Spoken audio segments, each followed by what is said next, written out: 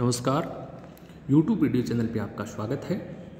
आज की इस वीडियो में हम भक्ति काल के सुप्रसिद्ध कवि तुलसीदास जी के साहित्यिक व्यक्तित्व, उनकी काव्यगत विशेषताएं और हिंदी साहित्य में जो उनके स्थान हैं उनके बारे में अध्ययन करेंगे। सबसे पहले तुलसीदास जी का साहित्यिक व्यक्तित्व। महाकवि तुलसीदास एक उत्कृष्ट कवि ही नहीं, महान लोकनायक और तत्कालिक समाज के दिशा निर्देशक थे। इनके द्वारा रचित महाकाव्य श्री रामचरितमानस भाषा, भाव, उद्देश्य, कथावस्तु, चरित्र चित्रण तथा समाज की दृष्टि से हिंदी साहित्य का एक अद्भुत ग्रंथ है। इसमें तुलसी के कवि, भक्त एवं लोकनायक रूप का चरम उत्कृष्ट दृष्टिगोचर होता है। रामचरितमानस में तुलसी ने व्यक्ति, परिवार, समाज, राज्य, राजा, प्रशासन, मित्रता, दाम्पत्य एवं भ्रातृत्व आदि का जो आदर्श प्रस्तुत किया है वह संपूर्ण विश्व के मानव समाज का पथ प्रदर्शन करता रहा। विनय पत्रिका ग्रंथ में ईश्वर के प्रति इनके भक्त हृदय का समर्पण दृष्टिगोचर होता है। इसमें एक भक्त के रूप में तुलसी ईश्वर के प्रति दैन्य भाव से अपनी व्यथा कहते हैं। गोस्वामी तुलसीदास की काव्य प्रतिभा का सबसे विशिष्ट पक्ष ये है कि ये समन्वयवादी कवि थे। उन्होंने रामचरितमानस में राम को शिव का और शिव को राम का भक्त प्रदर्शित करके वैष्णव एवं शैव संप्रदायों में समन्वय के भाव को अभिव्यक्त किए। निषाद एवं सबरी के प्रति राम के व्यवहार का चित्रण कर समाज की जो जातिवाद पर आधारित भावना है उसकी निस्सारता या महत्वहीनता को प्रकट किए। इसी प्रकार ज्ञान एवं भक्ति में समन्वय स्थापित किया है।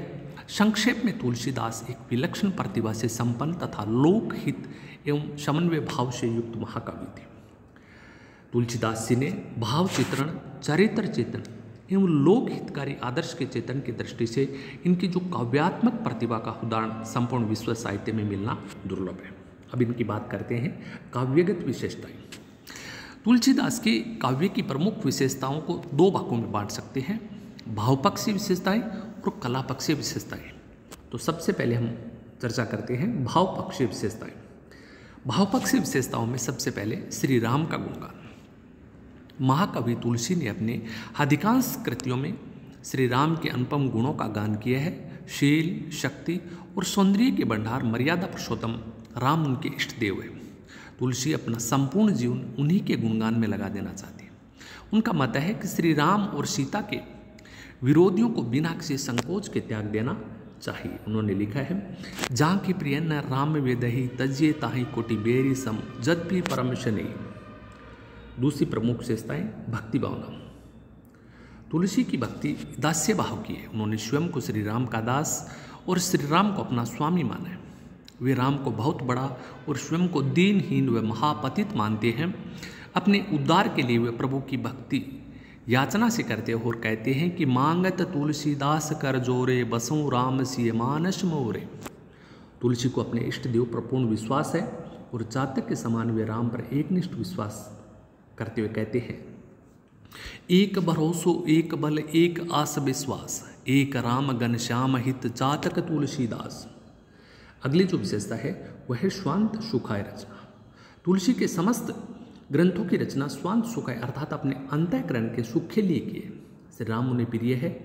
उनका रोम रोम श्री राम के चरणों का पुजारी है और इससे उन्हें आत्मिक सुख शांति की प्राप्ति होती है। वे कहते हैं, स्वांत सुखाय तुलसी रघुनाथ गाता। अगली जो विशेषता है वह है समन्वय की भावना। तुलसीदास जी समन्वय भावना के साधक। उन्होंने सगुण और निर्गुण, ज्ञान और भक्ति, शैव और वैष्णव और विभिन्न मतों व संप्रदायों में समन्वय स्थापित किए। निर्गुण और सगुण को एक मानते उन्होंने लिखा है, अगुणय सगुणय नहीं कुछ भेदा गावई मुनि पुराण बुध वेदा। इसी प्रकार उन्होंने ज्ञान और भक्ति को एक मानते हुए लिखा है, ज्ञान ही भक्ति रही कुछ नहीं कुछ भेदा उभय हरि बहु संभव खेदा। तुलसी ने अपने समय में प्रचलित सभी काव्य शैलियों में समन्वय स्थापित किया है। अगली जो विशेषता है शिवम की साधना। तुलसी का काव्य शिवम अर्थात कल्याण की भावना से युक्त है। यद्यपि उनका काव्य मूलतः अपने अंतःकरण के सुख के लिए रचित है, लेकिन इसके साथ साथ वह जन जन का कल्याण करने वाला है। उन्होंने अपने काव्य में नीति, रीति और आदर्श को प्रस्तुत किया है, जिसका अध्ययन एवं चिंतन मनन सभी का मंगल करने वाला है। उन्होंने राजा और प्रजा, पिता और पुत्र, माता पिता पति पत्नी, स्वामी और सेवक आदि के जो पारस्परिक संबंधों का स्पष्टीकरण करते हुए समाज के लिए ऐसे आदर्श आचरण की कल्पना की है जो सर्वाधिक स्तुत्य है। साहित्य के संबंध में उनका दृष्टिकोण महान है। उनका मत है कि साहित्य गंगा के समान सबका हित करने वाला। उन्होंने लिखा है, कीर्ति भनीति भूति बल सोई, सुर सर सम सब कह हित होई। अगले जो उनके काव्य की विशेषता है, प्रकृति चित्रण। तुलसी ने प्रकृति के अनेक मनोहारी दृश्य उपस्थित किए हैं। उन्होंने प्राय आलंबन, उद्दीपन, मानवीकरण, उपदेशात्मक और अलंकारिक रूप में ही प्रकृति का चित्रण किया। तुलसी ने सभी ऋतुओं का अत्यंत सुंदर वर्णन किया है। मनोहारी प्रकृति चित्रण पर आधारित एक उदाहरण देखिए, बोलत जल कुकट कलहसा, प्रभु विलोकी जन करत प्रशंसा। अगली जो विशेषता है, विविध रसों का प्रयोग। तुलसी के काव्य में विविध या विभिन्न रसों का सुंदर परिपाक हुआ है। यद्यपि उनके काव्य में शांत रस प्रमुख है, तथापि श्रृंगार रस की अद्भुत छटा भी दर्शनीय है। श्री राम और सीता के सौंदर्य मिलन तथा विरह के प्रसंगों में श्रृंगार का उत्कट रूप उपलब्ध है। इसके अतिरिक्त करुण, रौद्र, विविध, भयानक, वीर, अद्भुत एवं हास्य रसों का भी प्रयोग तुलसी के द्वारा किया गया। इसी प्रकार तुलसी का काव्य सभी रसों का अद्भुत संगम है। अगली जो विशेषता है वो है दार्शनिकता। तुलसी के काव्य में दार्शनिक तत्वों की व्याख्या उत्तम रूप से की गई है। ब्रह्मा, जीव, जगत और माया जैसे गूढ़ दार्शनिक पहलुओं पर कवि ने अपने विचार बड़े ही प्रभावशाली ढंग से प्रस्तुत किए हैं। उसके अनुसार जीव ईश्वर का अंश है और लिखते हैं, ईश्वर अंश जीव अविनाशी।